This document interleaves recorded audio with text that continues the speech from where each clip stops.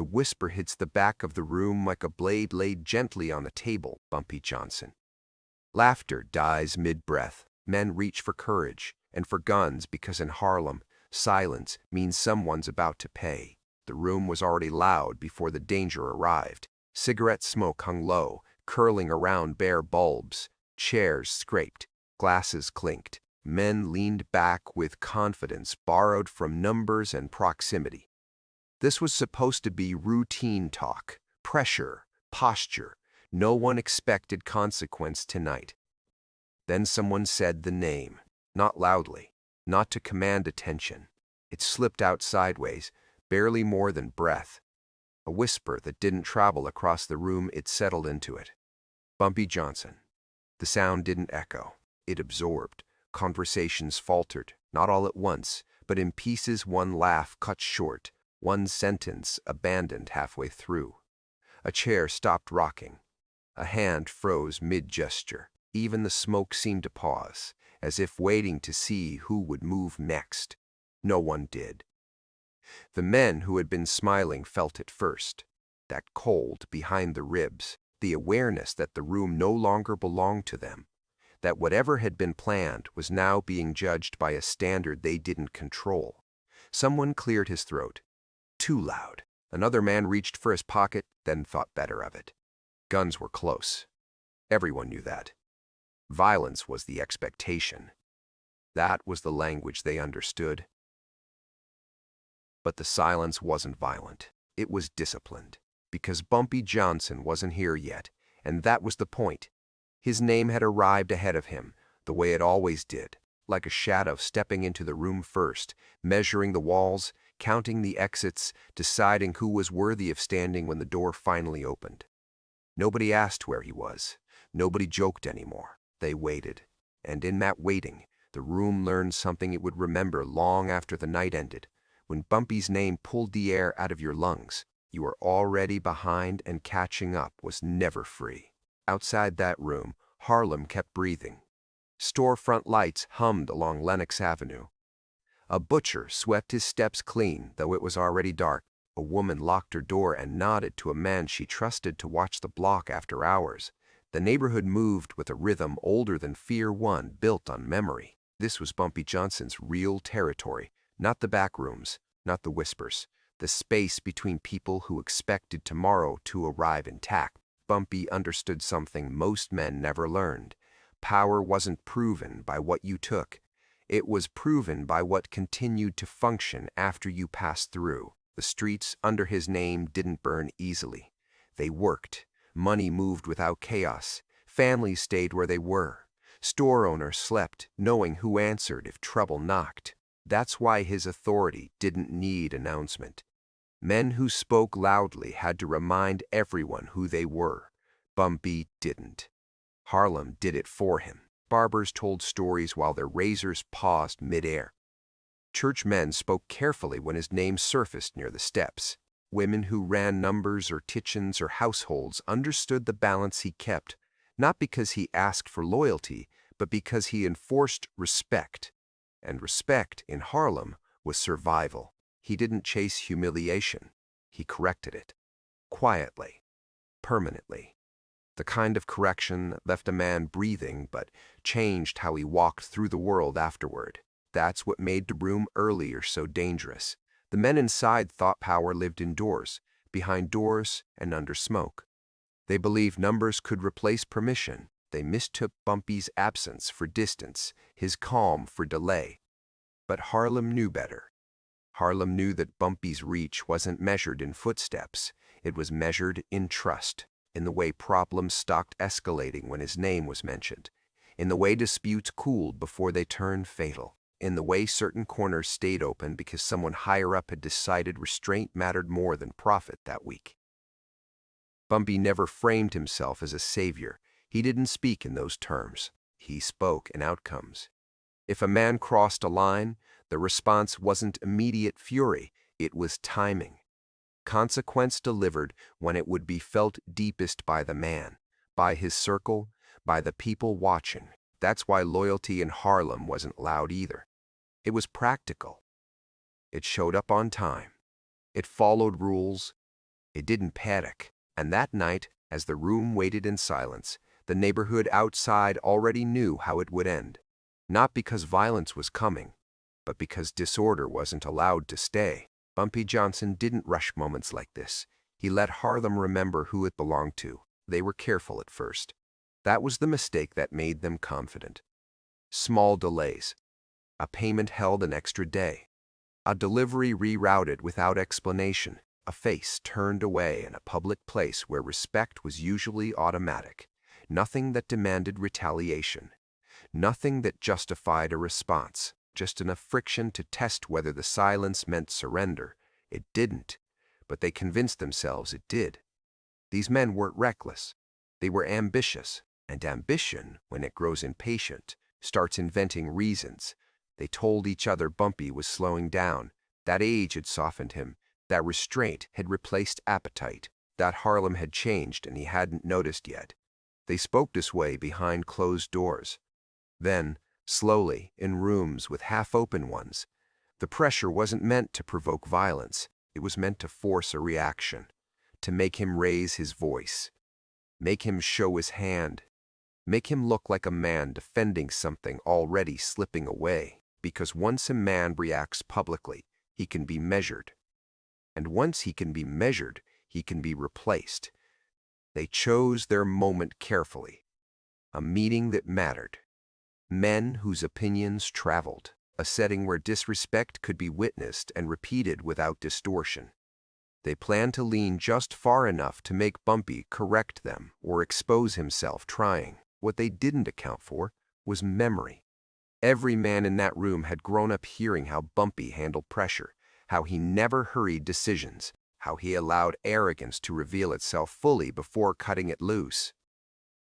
They knew this and still chose to believe their version of him was more convenient. One man suggested speaking his name first, casually, as if it were already losing weight. Another laughed, louder than necessary, to test whether the sound would survive. It didn't. When the room fell quiet, they felt the shift too late. This wasn't fear yet. It was awareness, the sense that something irreversible had just begun, and that backing out now would only confirm guilt. They doubled down. A remark, edged with humor, a question framed as business, but sharpened to remind everyone who controlled the agenda, at least for the moment. The insult landed cleanly, designed to leave no blood, only imbalance. All eyes moved to the same place. Not to see what Bumpy would do.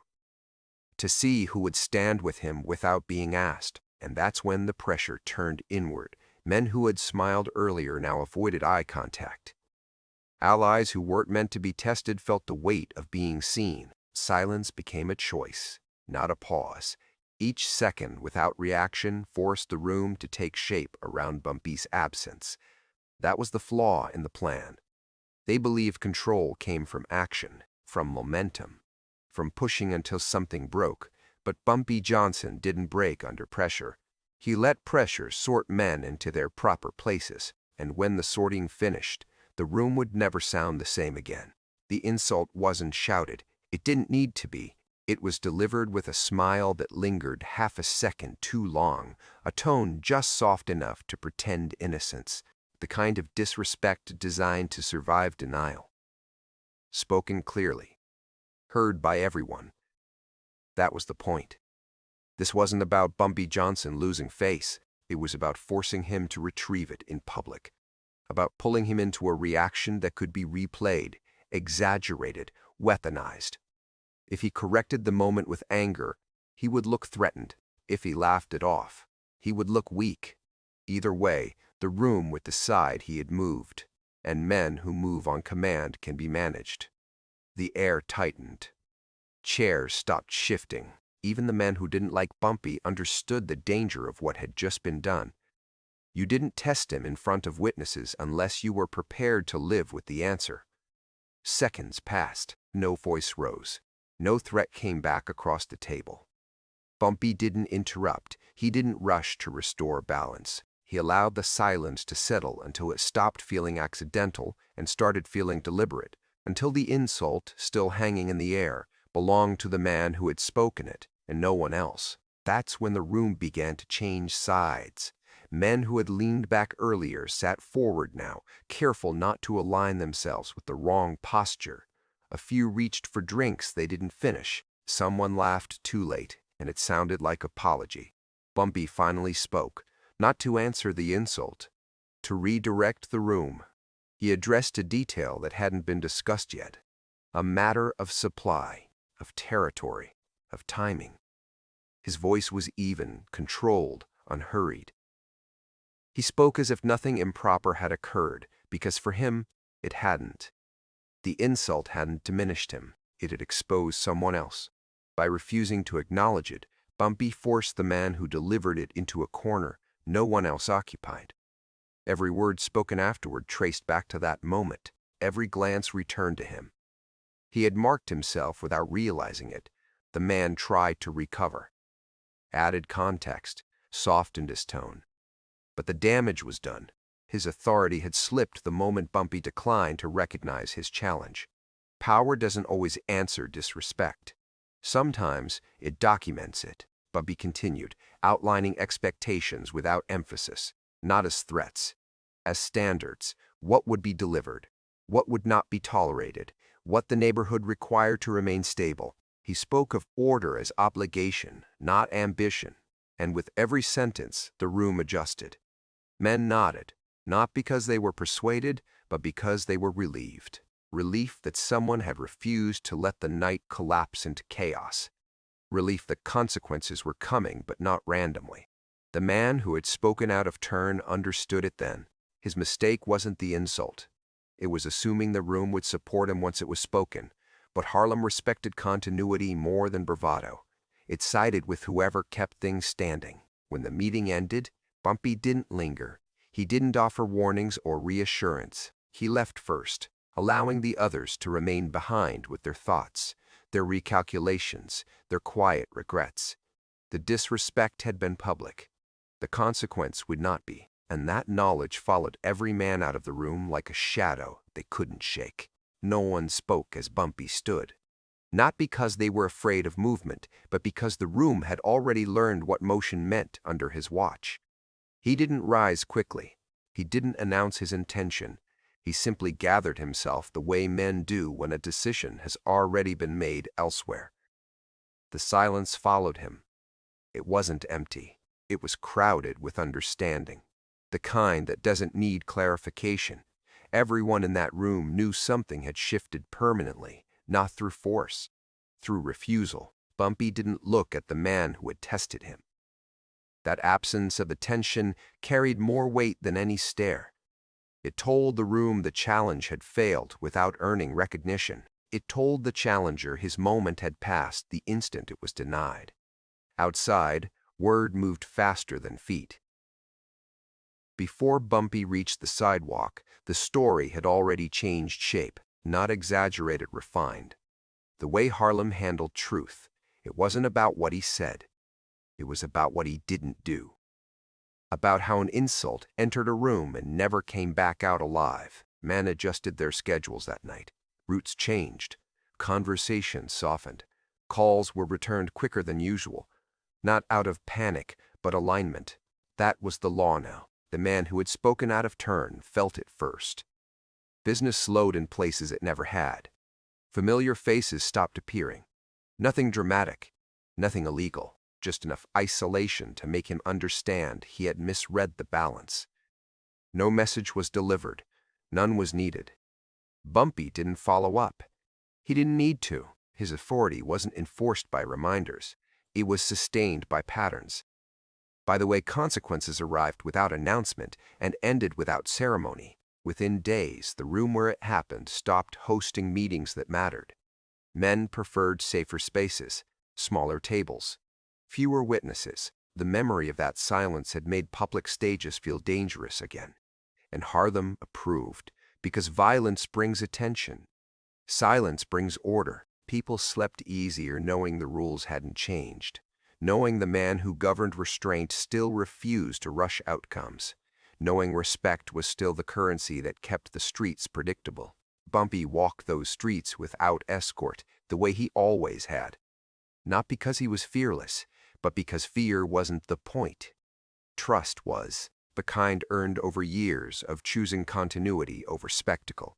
By the end of the week, the man who had tested him asked for a private conversation. It was granted. No one knows what was said. That's how it should be. Because the story Harlem remembers isn't about the insult, or the meeting, or the man who tried to make noise. It's about the moment silence proved stronger than permission and became the rule everyone lived under afterward. Harlem didn't repeat the night the way outsiders would have. There were no dramatic retellings, no raised voices acting out the moment. The story traveled calmly, stripped of excess, carried by people who understood what mattered and what didn't. They didn't say Bumpy threatened anyone. They said the room listened. In barbershops, the story shortened with every telling, not because details were forgotten, but because they weren't needed. The lesson fit into fewer words each time. A pause, a name, a silence that rearranged men where they stood. Older residents nodded when it came up, like they'd seen versions of it before. Younger ones listened carefully, learning the difference between attention and authority, learning that power didn't always arrive loud, and that the loudest men usually didn't last. What stayed with Harlem wasn't fear, it was stability. Shops stayed open, corners stayed calm. Disputes didn't spill the way they sometimes did after nights of humiliation and overreaction. The neighborhood recognized the outcome for what it was. Restraint preserved order. Bumpy Johnson didn't claim credit. He never did. Legacy to him wasn't something you announced. It was something people felt when nothing went wrong. Years later, when his name was mentioned, it wasn't attached to the insult or the man who delivered it. That part faded quickly. What remained was the rule the night had reinforced, that if you wanted to be heard in Harlem, you didn't shout, you earned silence. That was the inheritance Bumpy left behind. Not fear, not chaos, not spectacle. A standard. One that asked men to measure themselves before stepping forward. One that protected the neighborhood from its own worst impulses. The whisper that pulled the room to silence never needed repeating. Because after that night, everyone understood what it meant. And in Harlem, understanding was the strongest form of control.